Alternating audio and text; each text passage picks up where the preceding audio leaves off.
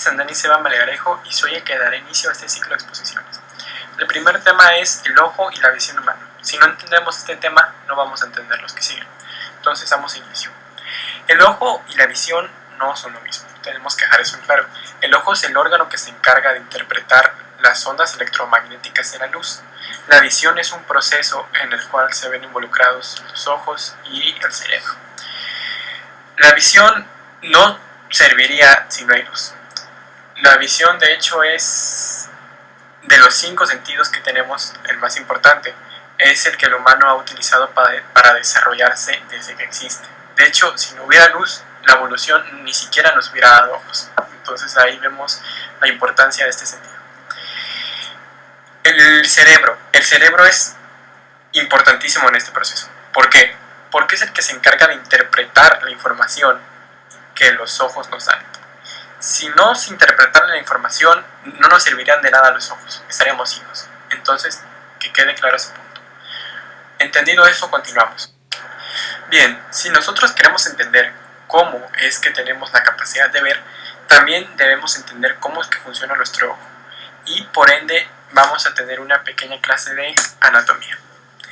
Bien, iniciamos diciendo que nuestro ojo es una pequeña esfera de aproximadamente 2.5 centímetros de diámetro o, como marqué aquí, 25 milímetros. También tiene un peso de aproximadamente 8 a 10 gramos. Bien, vamos a profundizar. Nuestro glóbulo ocular está lleno de pequeños órganos y estos en su conjunto nos dan la capacidad de traducir la información que nos brinda la luz y enviársela a nuestro cerebro para poder ver. Yo enumeré los más importantes y, claro, sus funciones. Ok, iniciamos con el cuerpo ciliar. Bueno, es uno de los pequeños pero fundamentales órganos que se encuentran en nuestro glóbulo ocular. ¿Cuál es su función? Bueno, en principio está adherido a partir de unas fibras a nuestro lente, por lo que nos ayuda en la acomodación de la visión. Pero no solo eso, porque también se crea un líquido llamado humor acuoso.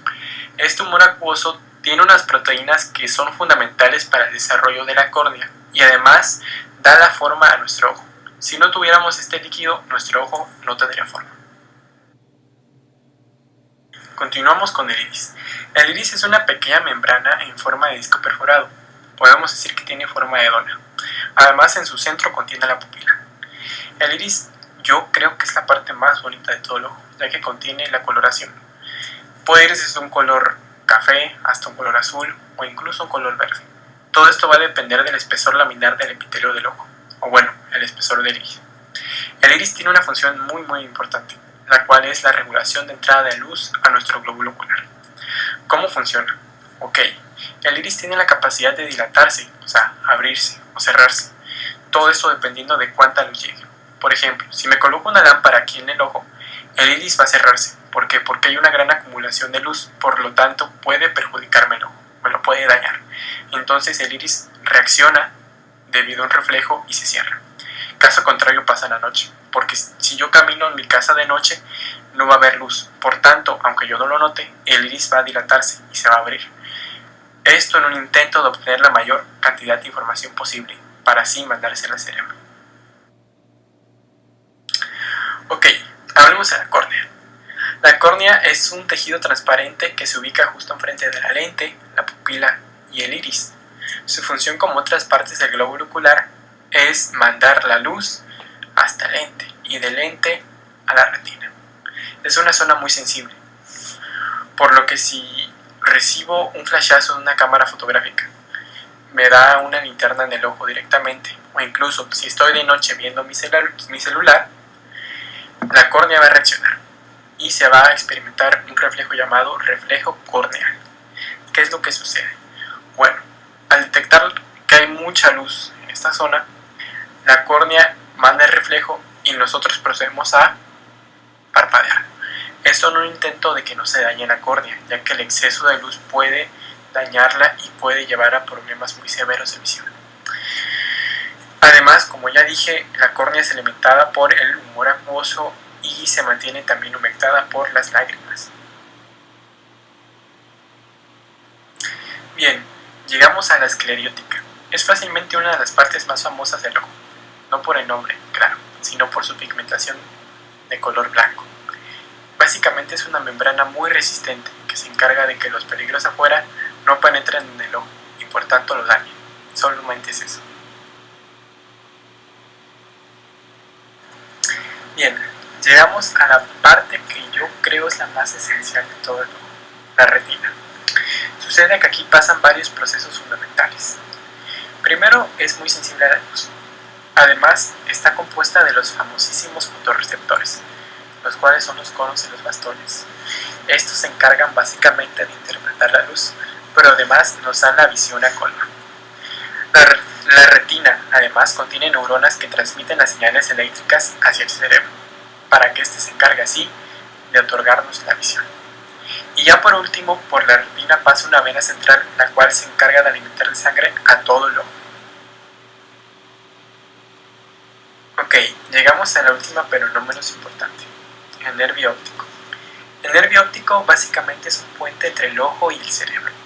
Por este pasa toda la información recibida por la retina y llega hasta el cerebro para que éste la interprete y así podamos ver. Básicamente es eso.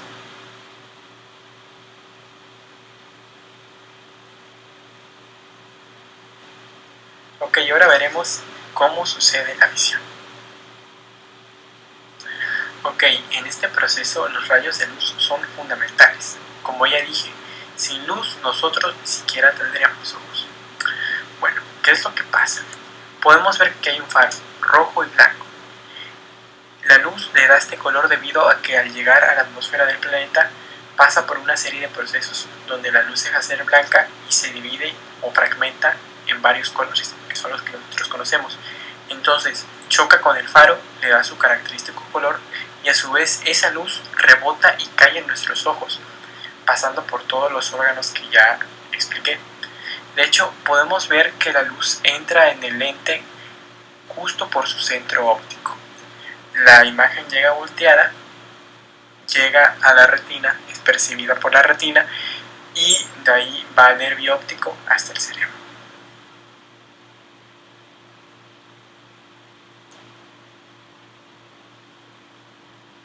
Bien, como ya expliqué, la luz termina chocando en el fondo de la retina. La retina se encarga de procesar la información que llega de la luz y lo hace por medio de los fotorreceptores, los cuales son los conos o los bastones. Cada uno funciona en diferente momento del día. Primero veremos los conos. Bien, estos están ubicados en el centro de la retina y son los encargados de darnos la visión a color y además de los detalles en forma. La visión a color funciona gracias a que cada fotorreceptor, cada cono, puede ver en RGB, Red, Green and Blue.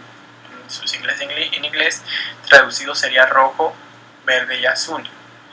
Gracias a esto podemos ver en color. Bien, de día funcionan los conos, ya que necesitan de luz. Pero de noche, ¿qué pasa? Bueno, el ojo tiene un as bajo la manga, son los bastones. Los bastones son el fotorreceptor más sensible a la luz. ¿Por qué? Porque de noche casi no hay luz, entonces el ojo necesita obtener la mayor cantidad de información posible, y ahí es donde entra el bastón.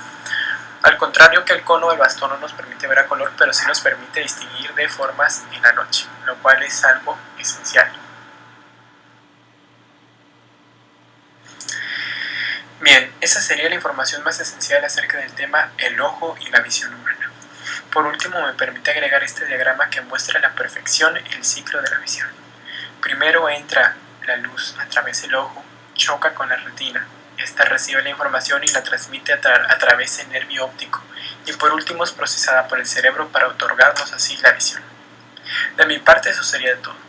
Muchas gracias, los dejo con mis compañeros de equipo. Hola, Pablo Hernández Morales, y el tema que le expondré es las lentes y sus características. Bueno, empezamos diciendo que una lente es un dispositivo óptico que transmite o dispersa la luz a través de refracción.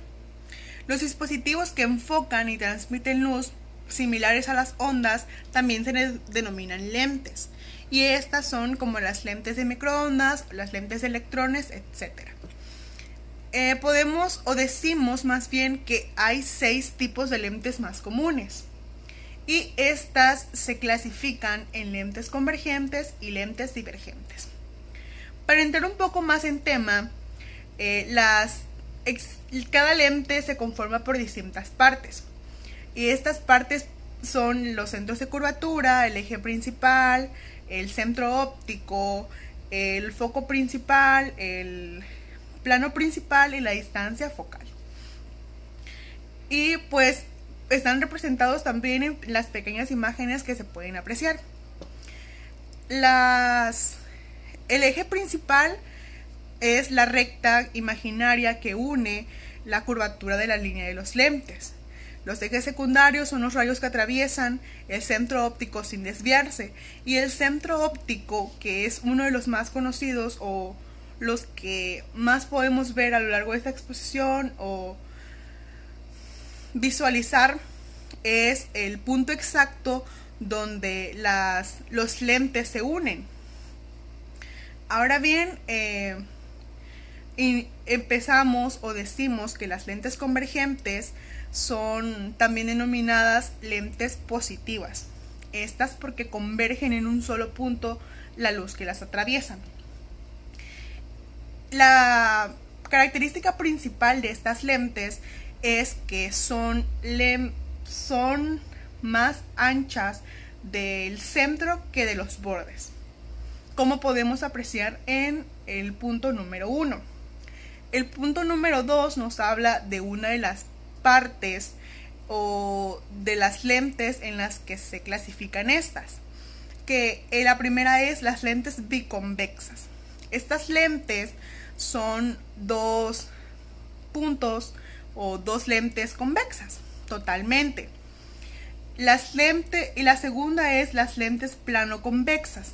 Estas se conforman por una superficie plana y una superficie convexa.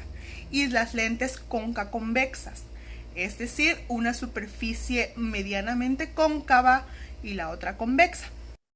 Las lentes convergentes se utilizan mucho en instrumentos ópticos, y esta lente principalmente es para corregir problemas de hipermetropía. Como sabemos, la hipermetropía es cuando se puede ver o se puede apreciar las imágenes de lejos, pero no las que están cerca. Y pues en una imagen pequeña se puede apreciar cuando un ojo tiene hipermetropía. Y por ejemplo, vamos a enfocarnos un poco en la imagen que está en el cuadro café. La primera es cuando no se está enfocando debidamente, ya que ahí se ve el problema que tiene hipermetropía. La segunda es cuando ya el lente está corregido y se pueden apreciar las dos imágenes. No se deforma la que está cerca y se ve exactamente como la vemos la que está lejos. Ahora hablemos de las lentes divergentes. Estas lentes también se denominan lentes negativas, porque estas divergen, lo contrario a las lentes convergentes. Y la principal característica también de estas es que estas tienen los bordes más gruesos y pues el centro más chico. Existen igual 3 tipos de lentes divergentes. La primera es las lentes bicóncavas. Las lentes bicóncavas tienen las dos superficies cóncavas, las dos superficies con los bordes gruesos. Ahora van las lentes plano-cóncavas, es decir, una superficie plana y una superficie cóncava, como se puede apreciar en la imagen que está al lado. Y las superficies convexo-cóncavas tienen una superficie ligeramente convexa y la otra es cóncava. Un dato importante de este tipo de lentes es que cuando se aplican en lentes para corrección de vista, hacen ver los objetos un poco más grandes a los que son en realidad, porque pues se asocian más a los problemas de miopía. Es por esto que también se les llama lentes negativas, como podemos ver en esta diapositiva.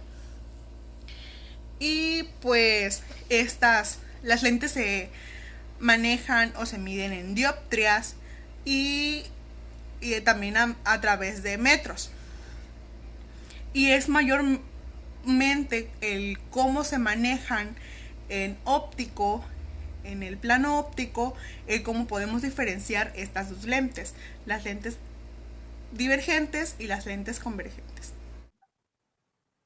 Soy el alumno Carlos Mario Pérez Olivares del sexto semestre Grupo D y explicaré el tema de la difracción de la luz.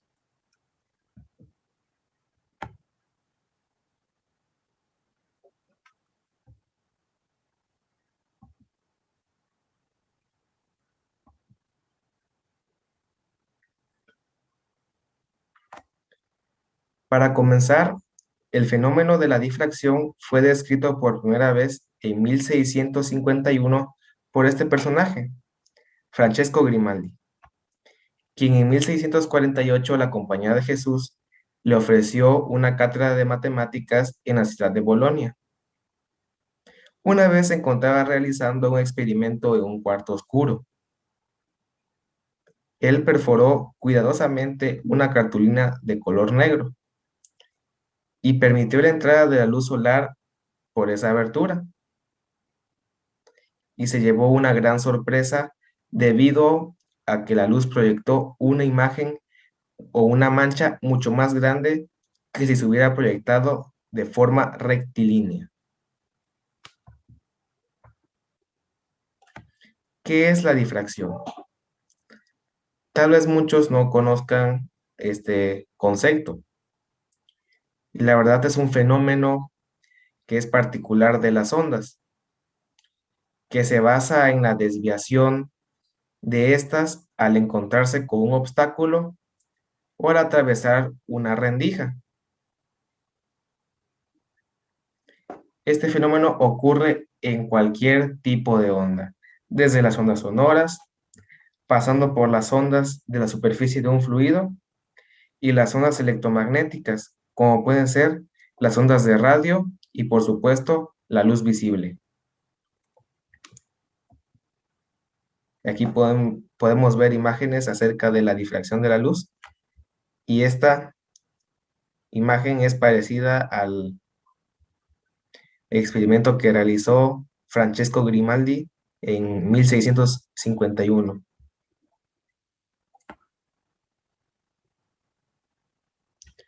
Ahora vamos con los tipos de fenómenos de difracción, los cuales son dos, y este es el primero.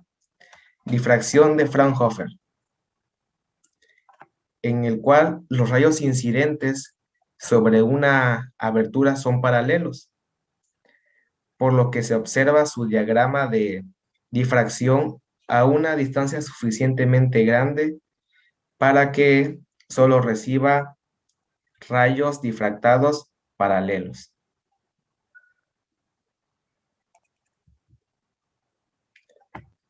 La difracción de Fresnel es el otro tipo de fenómeno de la difracción.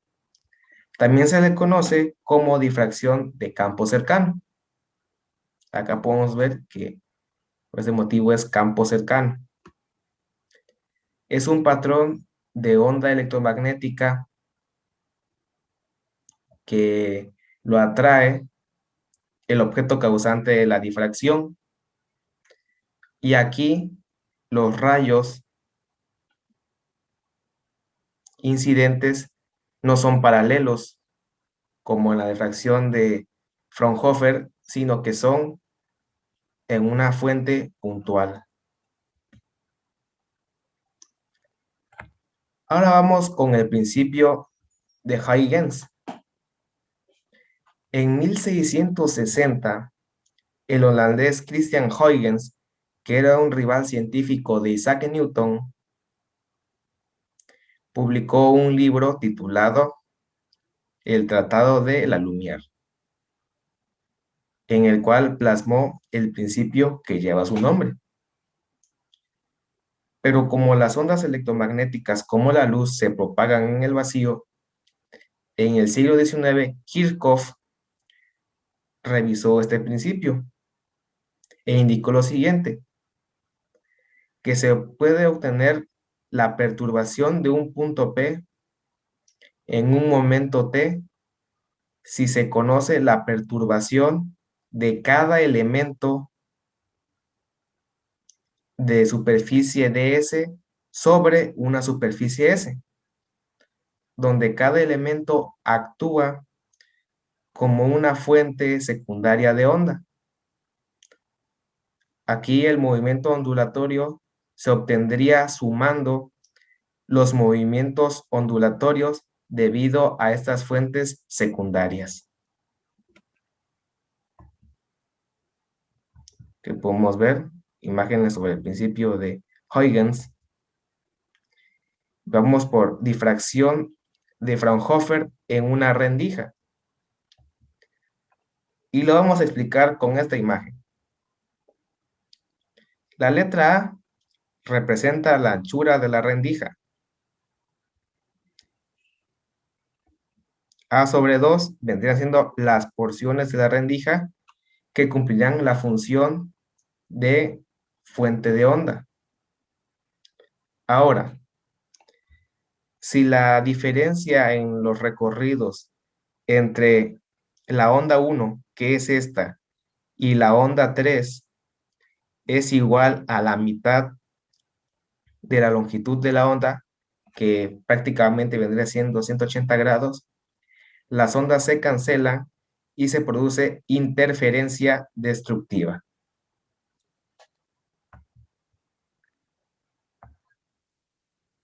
Ahora vamos con difracción de Fraunhofer en una apertura circular.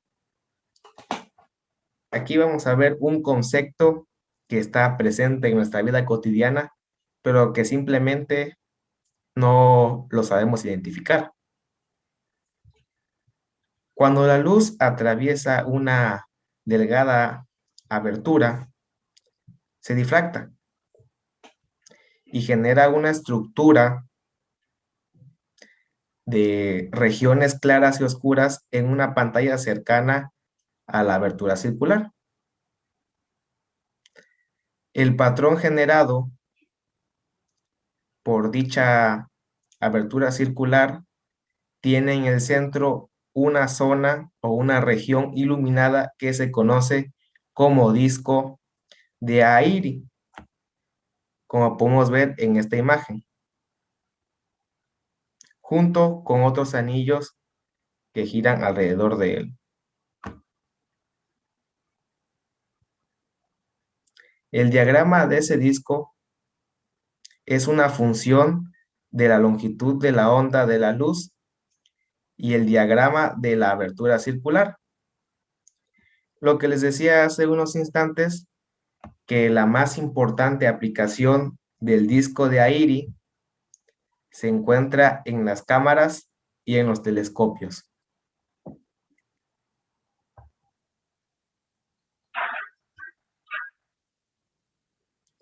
Las redes de difracción.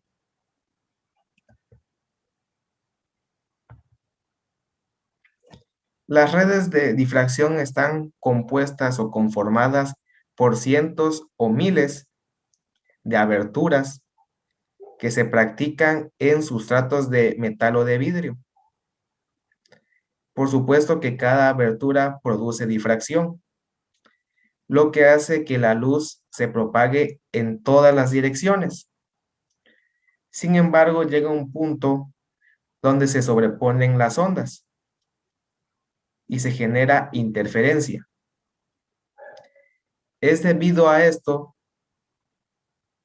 que las ondas, con base a la interferencia que se genera, irán nada más a determinadas direcciones, que se conocen como órdenes de difracción. Con esto finaliza mi participación en el tema de difracción de la luz.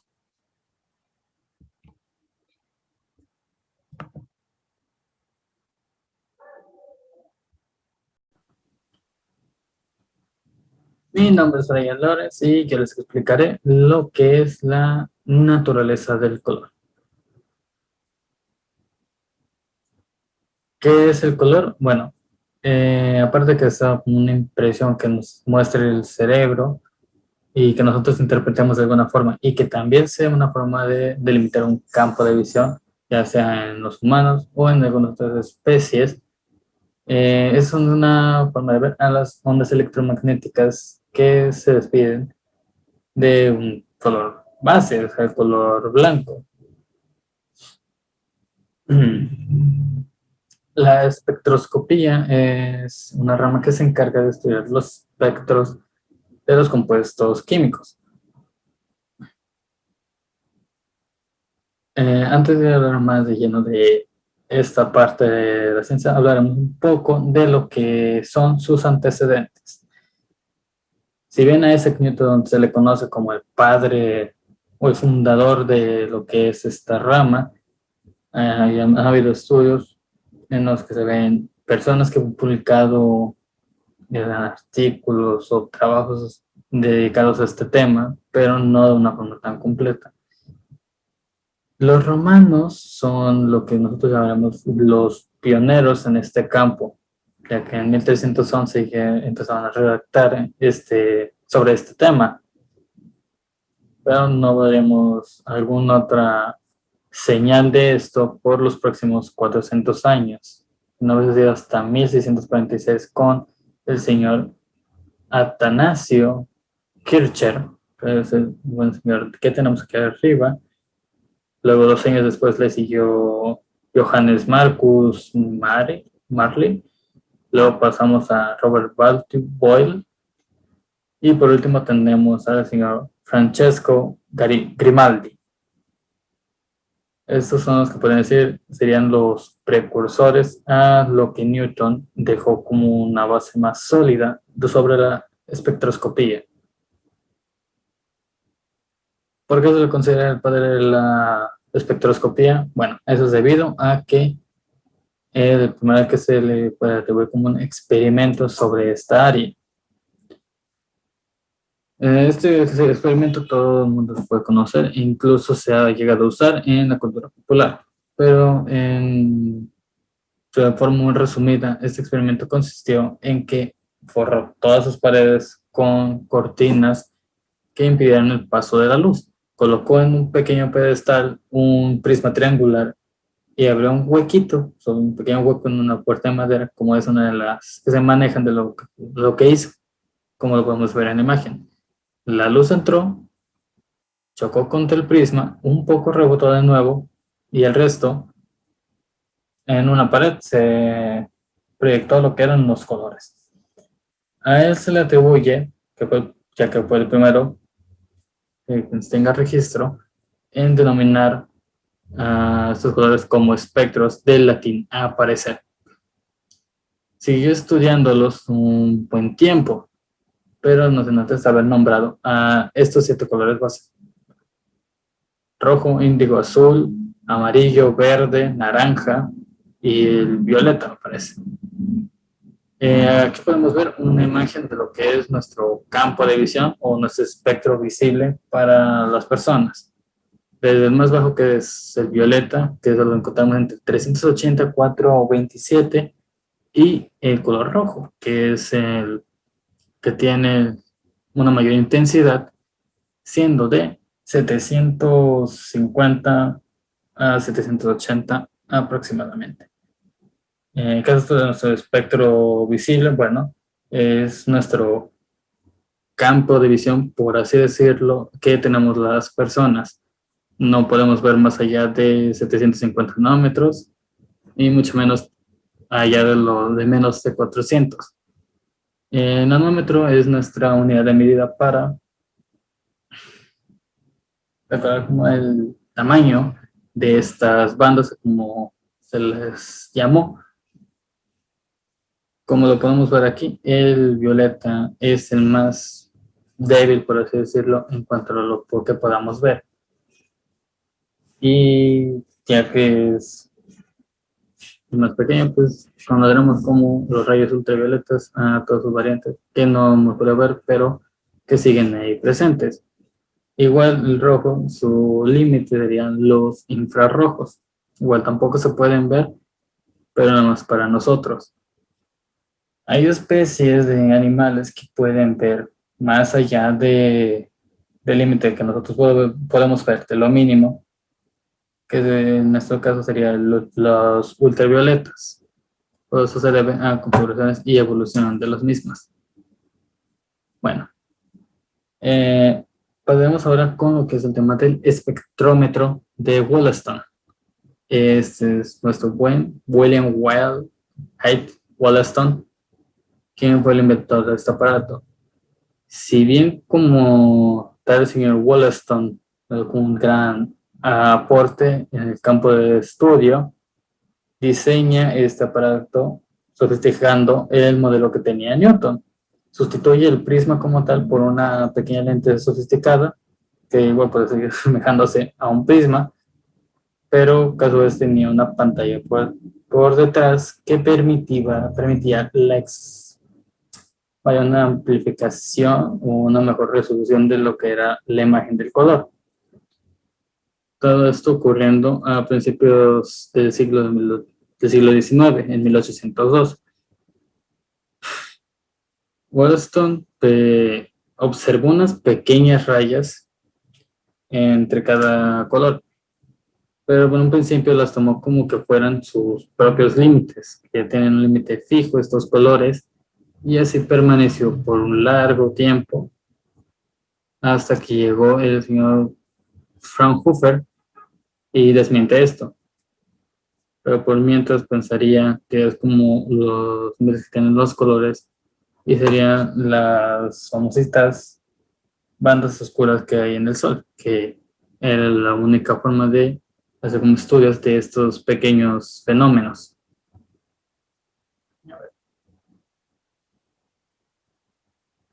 Joseph von Fraunhofer pues hizo una evolución abismal en cuanto al dispositivo, ya que sustituye el prisma por unas rendijas a las que cada vez se iba haciendo un poco más de oberturas pequeñas y sigue analizando estos patrones.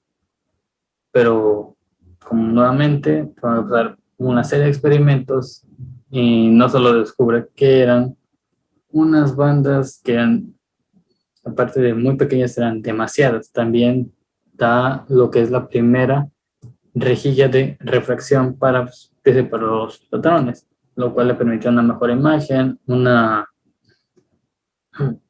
algo más claro, y también le permitió ver lo que podemos ver en pantalla. Descubre una serie de líneas en lo que es este arco iris y cuentan un total, algunos de más, otros menos, pero en el estimado es 476 rayas negras en todo el mapa del color.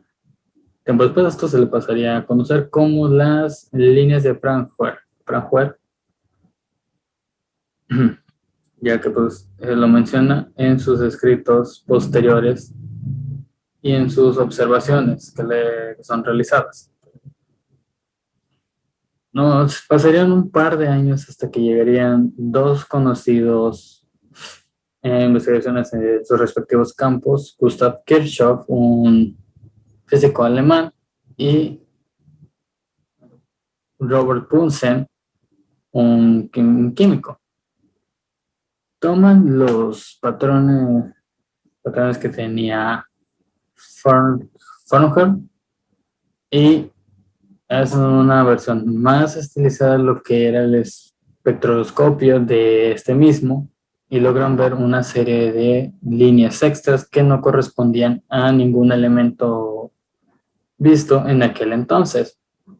Después de estudiarlo, llegan a la conclusión que es uno nuevo y se le denomina como Helio, en nombre del dios del sol griego, me parece, Helios, porque pues también fue descubierto con las oberturas de lo que es el Sol. Y aquí podemos ver a los dos señores dando por una foto en el momento que terminan estas investigaciones.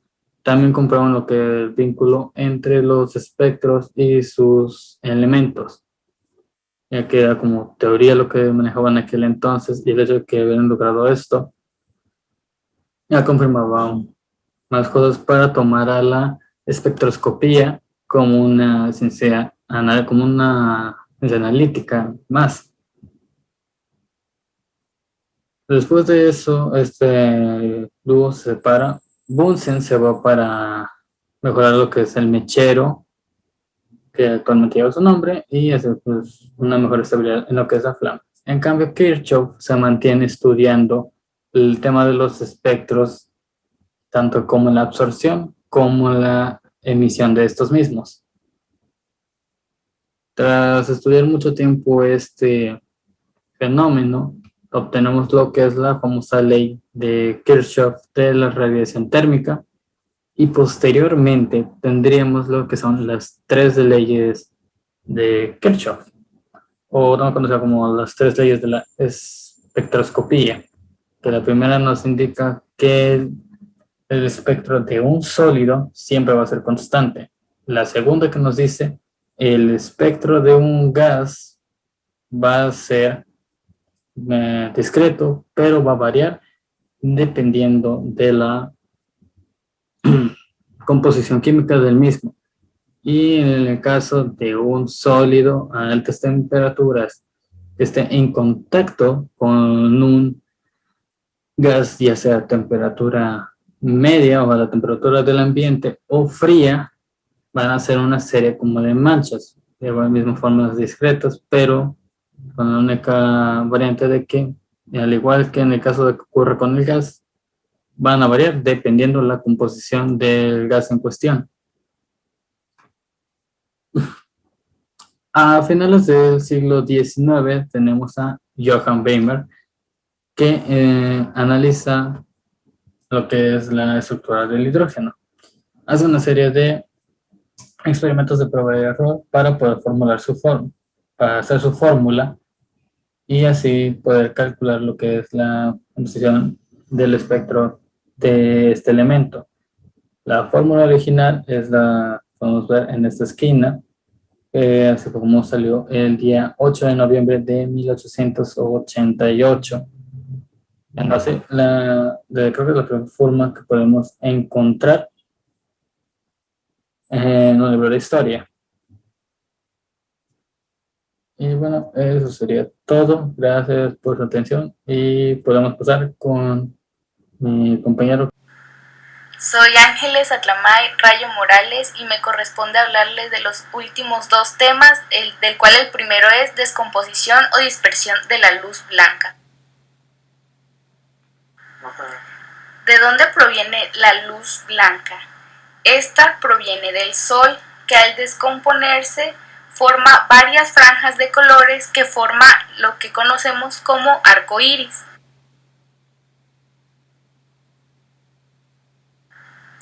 ¿Qué es y en qué consiste la dispersión de luz? Bueno, esta consiste en la separación, como se dice, de la luz en sus colores componentes por efecto de la refracción.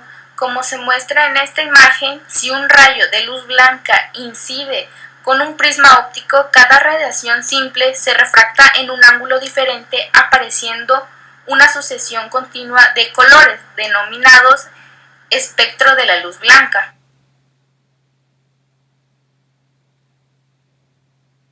Y para concluir, podemos decir que la luz blanca es una mezcla de radiaciones de longitudes de ondas diferentes que se extiende desde la luz roja, que tiene la longitud de onda más larga, hasta la violeta, que tiene la más corta. El siguiente tema del que me corresponde hablarles, como podemos observar, es formación de los colores. ¿Qué es el color? No es nada más y nada menos que una experiencia generada por los sentidos debido al fenómeno de la luz, de la emisión de luz, reflejada por los objetos al incidir con una determinada intensidad. Cada elemento posee la capacidad de absorber o reflejar la luz natural o artificial que se encuentra en el ambiente.